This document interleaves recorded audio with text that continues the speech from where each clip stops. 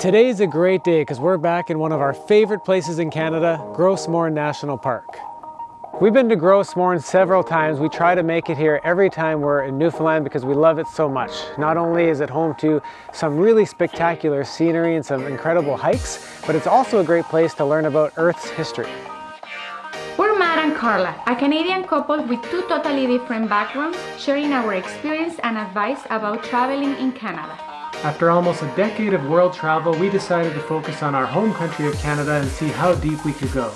This started with a 150-day road trip from coast to coast to coast, showcasing some of the best things to do in each province and territory. We thought we'd see it all on that road trip, but we barely scratched the surface. So follow along as we continue to explore the second largest country on Earth.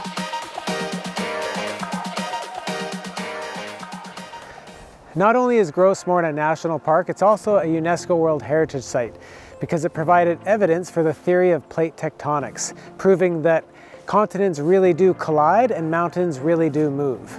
That's why we recommend visiting the Discovery Center first, so you can learn all about the park before exploring it on your own. Plus you'll learn about the 5 different areas that have different geological formations, such as Green Point, where you can walk on the floor of an ancient ocean, the Tablelands, which is one of our favorite places because you can actually walk on the Earth's mantle.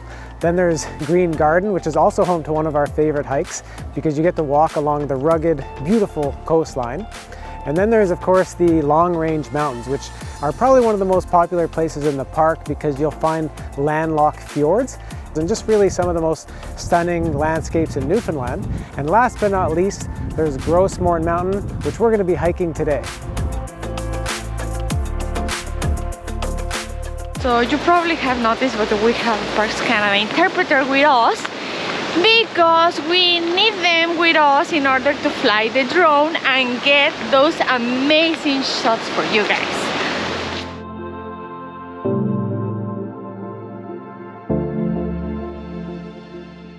Well, we're pretty much at the beginning of the hike, but here's a good view of Gros Morne Mountain. Yeah, which is actually the highest mountain in the park and the second highest in all of Newfoundland.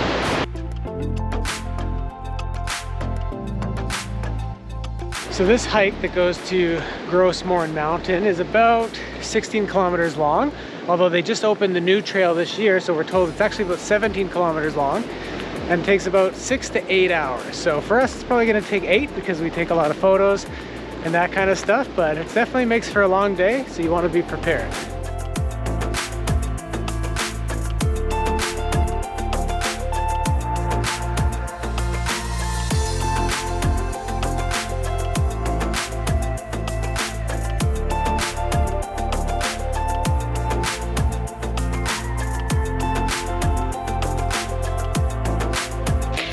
We're used to the Rocky Mountains, so this hike is pretty easy so far.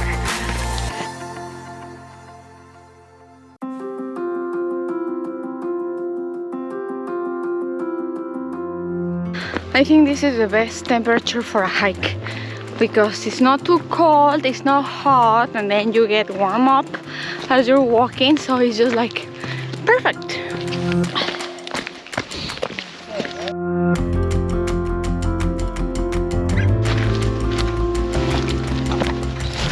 So one of the reasons why this is such a popular hike in the area is you get to see so many different kinds of vegetation along the way. So right now, if you can see behind me, this is actually the windswept black spruce, which forms the coastal lowlands. And then on the other side, you'll see a bog, which also has a fen, which is basically the grassy area around it, something we just learned today. And right now we're about to start to approach the bottom of the mountain that we're going to start seeing kind of the pre-Arctic region as we make our way up to the top. What's wrong, Karla? What's happening? Yeah, the muddy section starts. So make sure to bring waterproof boots.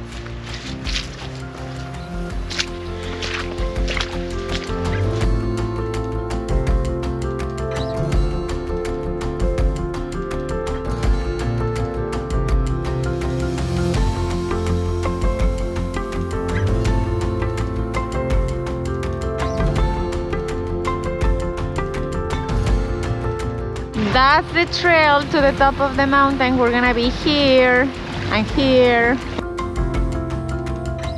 Well, we've made it to the base of the mountain and now we begin the climb.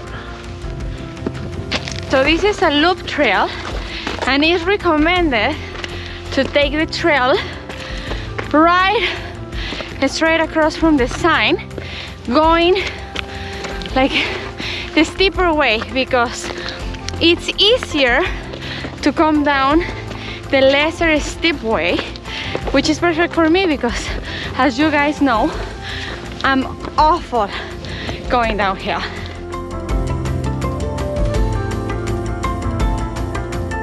The legs are starting to burn, but it's not too bad. We're about to start the steepest part.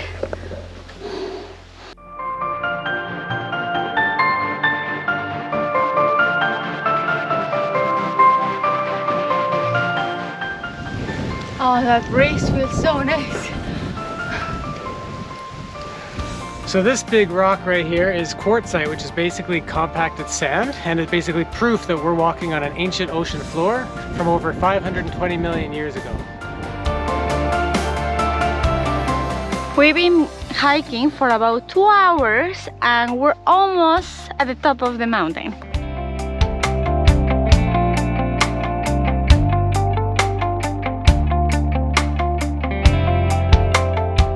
So this is a really cool experience. We're at the top of, almost at the top of the mountain right now, and we've run into a rock ptarmigan, a bird that's basically proof that this is the Arctic alpine region. It's really cool, you can hardly see it.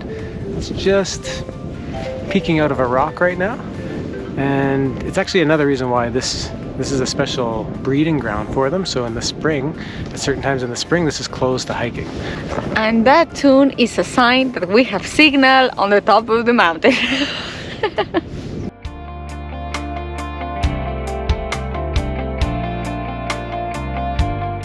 Well, it's so funny that every step that we make, you can hear kind of like how the rocks crackle Because they're basically made of sand. Yeah, which is pretty cool. It's just crazy when you get to learn this kind of, like this part of the history, and everything just makes sense. We're about to approach the summit. We can see the sign right now at 806 meters.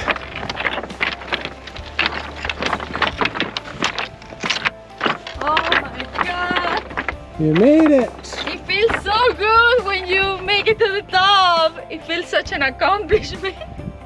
So like all hikes, obviously it's really cool to reach the summit because you're at the peak, and it definitely offers some pretty incredible views, but it's not really the main highlight of this hike. I find it's more when we get to the backside, which is coming up soon, because that's when you see 10 Mile Pond.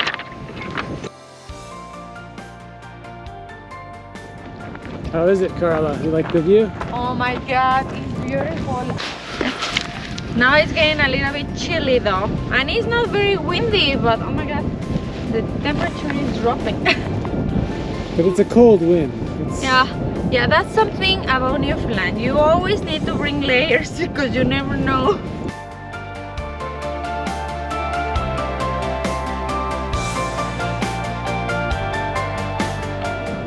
Oh my god!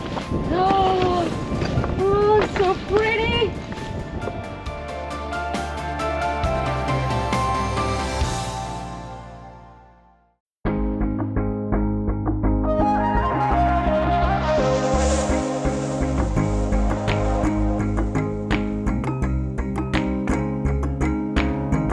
Well, this is definitely the coldest we felt so far on this hike, but it's worth it for this view.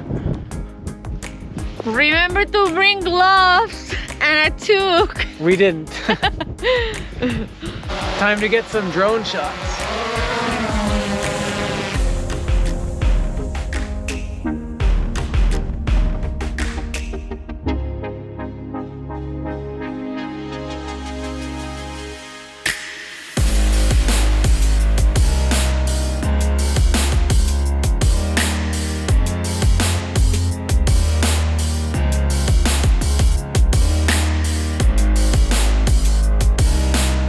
What a difference, you just get away from the cliff, oh, and it gets way warmer.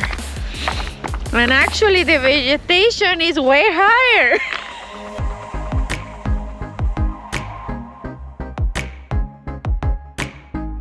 We found more rock ptarmigans, and these ones have different color, like more of a red brown head. Oh, so cool to see. I love seeing wildlife, and I've never seen these ones before. How's our super lunch? You know, pretty good. Like, I've already herb and spice cheese, sliced deli meat, wrap it up into a little sandwich, and enjoy the view. We chose this place to be a little bit more sheltered from the wind. Still windy though. I can still feel the wind on my hands, but not bad.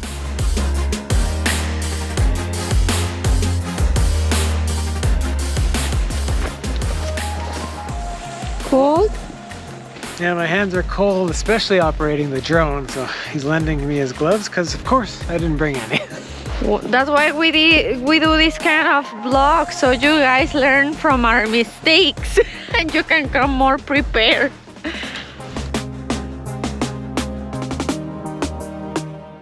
This is actually a cool part of the hike. It's like a little tuckamore forest. But we're running a bit late here. It's like 4:20.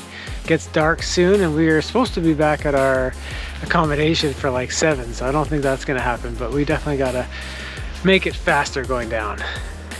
And he almost fell. That would have been funny.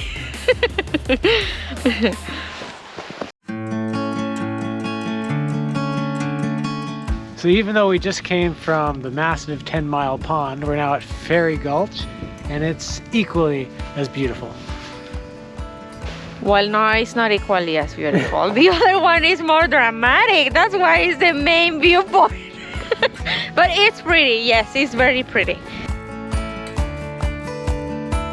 I don't know if you can see, but there's a tent right there.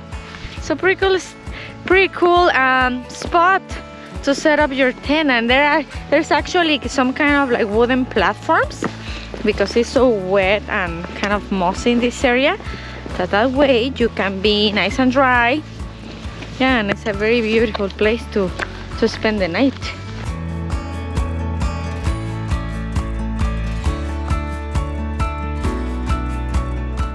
We made it to the intersection. Actually, we didn't do that bad of a time. It's only 5:47 and we talk at 4:30, so it's like an hour, and we also took pictures, so not too bad. So from here we're hoping that we can make just 1 hour all the way back to the car.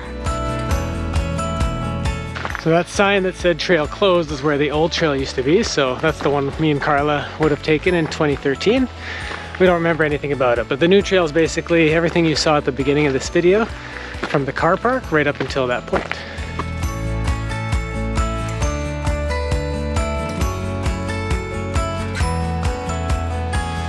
So right behind us is the mountain we just climbed, which is hard to believe. Yeah, it's amazing to see how far we went. And it's actually getting dark right now. We're getting pretty close to the car, thankfully, but we thought we'd end the video now before you can't see us anymore. So it actually took us around 8 hours. Of course, we stopped a lot for pictures and video, but yeah, just keep in mind that it's gonna take about 8 hours because there was other people like older and I'm sure that they started before us and they're still behind, so just keep that in mind. But even though we've done it before, I was really blown away. I remembered one part, of course, the big pond, but I didn't remember everything else, and it was really truly spectacular. So we really hope this video inspires you to not only visit Gros Morne National Park, but to also hike Gros Morne Mountain. And as always, if you like this video, give us a thumbs up, hit that subscribe button to learn more about Canada and our adventures across the country, and visit our website at mosucanada.com for more information and travel guides. Are you not liking coming down? No, it's not too bad, just my ankles are very sore because the floor is not even, so your feet are twisting. So I guess tomorrow my ankles are gonna be very sore. You look so bright right now, like a ghost. Ooh, it's getting dark.